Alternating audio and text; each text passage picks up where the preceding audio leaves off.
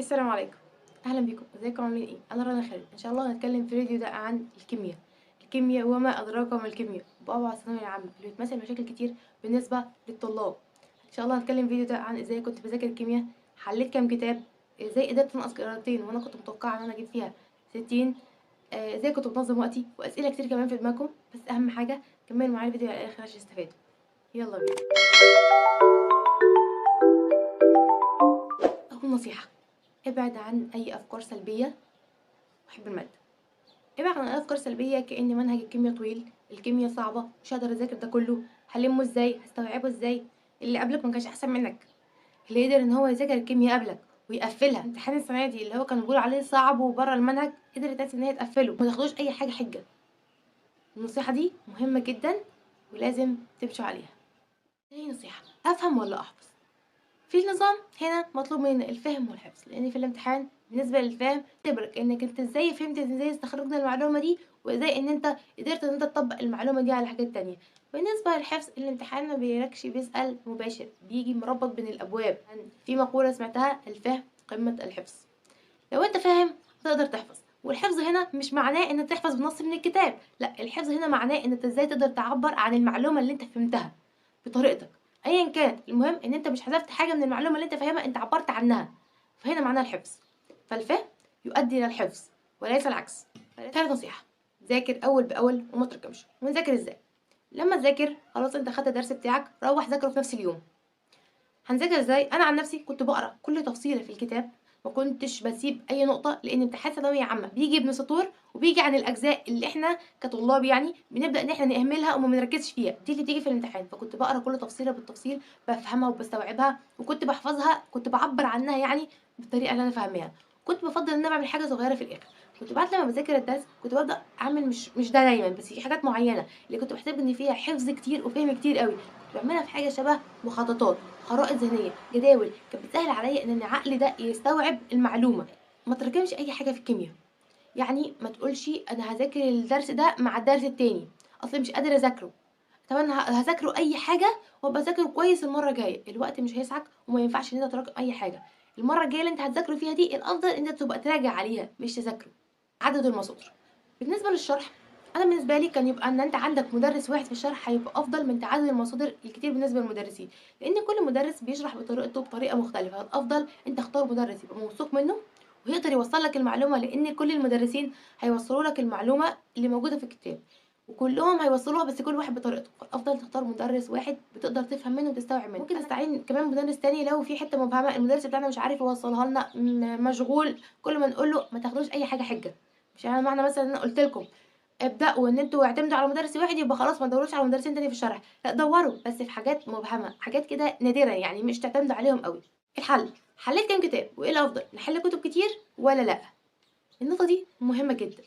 بالنسبه للحل، انا عن نفسي تجيب كتاب ولا كتابين وتحلهم وتعرف المعلومات اللي فيهم وتفهمها كويس، على ان انت تجيب 4 5 كتب وتحلهم ومتبقاش فاهم مضمون الكتاب، متبقاش فاهم المعلومات اللي فيه، المغزى، الحاجات، الاسئله المهمه. كنت جايبه كتابين دول كنت حلهم من الجلده للجلده زي ما بيقولوا كده، كانوا الايزو الامتحان. كتاب الايزو كان كويس جدا وكان شامل الاسئله بالنسبه للامتحان. في ناس كتير بتقول ان كتاب الامتحان صعب، هو مش صعب، بمعنى هو في اسئله بتواجهك ان هو صعب، مش الاسئله دي مش عارفها هتحتاج ان المدرس يشرحها لك، لان فعلا الاسئله في اسئله بتبقى من بره المنهج شويه.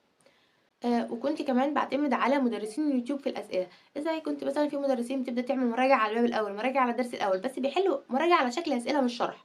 أسئلة هم حالينها أو هم مجمعينها من كتب أو أيًا كان المصدر. دولة أنا كنت باحل معاهم كمان، لإن هم كنت باستفيد إن أنا آخد المعلومة مش السؤال. كان هدفي السؤال ده معلومته إيه، ممكن يجيب لي السؤال ده بكذا طريقة إزاي، فأنا كنت باركز على الحتة دي جدًا. معادلات. كيميا يعني معادلات يعني كيميا. المعادلات مهمة جدًا، جدًا في الثانوية عامة. إحنا عندنا معادلات كتير أوي في المنهج تالتة ثانوي، بالذات جدول في العضوية. وما انكرش إن 4 الأوائل وقبل كده ما فيهاش معادلات، لأ، فيهم معادلات كتير.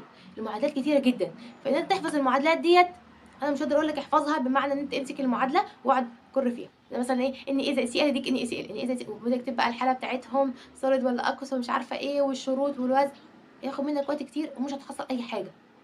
فافهم المعادله. انا عن نفسي ما عنديش حاجه اسمها حفظ المعادله، انا عندي افهم المعادله، وانت فاهم المعادله. بتتكون ازاي، بنوزنها ازاي، انواع المعادلات. هيبقى عندك سهوله جدا ان انت تبقى عارف كل معادله في المنهج نوعها ايه. ومثلا لما اقول لك العنوان معادله تكوين كذا، او هتبقى انت عارف هتتعمل ازاي، فيها ايه، وايه اللي هيتفاعل مع بعض، وايه النواتج اللي هتطلع، وايه الشروط، وايه الحاله الفيزيائيه بتاعتهم. فدي هتبقى حاجه كويسه عليك. فالافضل افهم المعادلات عشان سهل عليك حفظها. وانت لما تبقى فاهم المعادله هتقدر انك تحفظها. لان انت لو حفظت المعادله وقعدت تكررها، جيت بعد ساعه قلت لك لو سمحت سمع لي معادله كذا، هتنساها. طب انت لو فهمتها وقلت لك سمع لي معادله كذا، سمعها لي اهو، مش هتبص في الكتاب، هتقولها لان انت فاهمها مش حافظها. وغير كده ان ثانويه عامه بيعتمد جدا على ربط معادلات المنهج العضويه بالغير العضويه، والغير العضويه بنفسها، والعضويه بنفسها، بيربط المعادلات بنفسها بطريقه قريبه. وفي حاجه اسمها كده كيف تحصل من كذا على كذا. فعشان نسهل على نفسنا في المعادلات بعد ما احنا ذاكرناها، نعمل لكل معادلات مخطط زي خلايا ذهنيه. ان هي مثلا إن ممكن حاجه رئيسيه هتوصل لكذا، وتوصل لكذا، وتوصل لكذا. فكل حاجه تقدر تودي لايه. هتسهل علينا موضوع نقدر نستوعب المعادلات، ونقدر نقول كيف تحصل من كذا على كذا، احلها بسرعه. اسئله صعبه، مسائل صعبه، افكار مهمه جدا، افكار امتحانات. النقطه دي مهمه جدا جدا، هنعلم عليها ايا كان بقلم جاف او بهايلايتر، اي حاجه تريحكم. المهم ان انتوا لما تعلموا عليها تعرفوا ان السؤال ده مهم ولازم ترجعوا له. طيب هنجيب كشكول ونكتب فيها السؤال المهم ده، السؤال اللي احنا غلطنا فيه مرتين ثلاثه ومش عارفين نستوعبه. الكشكول اللي انت كتبت فيه ده السؤال باجابته بفكرته، او المعلومه اللي انت عاوز تكتبها، هيبقى كادو بالنسبه ليك ليله الامتحان. هتبقى الحاجه اللي انت طلعت بيها طول السنه، اللي طلعت بيها هتبقى مفيده جدا وكويسه، هتفيدك وانت ذات نفسها تعرف قيمتها ليله الامتحان. كتيب المفاهيم، كتيب المفاهيم في الكيمياء كويس، في مضمون المنهج، في كل حاجه تقريبا انت هتحتاجها، يعني نسبه كبيره بالذات في الكيمياء. في معادلات موجوده، حاجات نظري موجوده، انت ممكن كمان تفتحوه وتشوفوه. هل انا هعتمد عليه في اخر السنه؟ لا، ما تعتمدوش عليه. لان انت عندك 3 ساعات عايز تحل فيهم كيمياء، في اسئله صعبه، اسئله متوسطه، اسئله ضعيفه. بالذات الاسئله الصعبه دي تاخد منك وقت.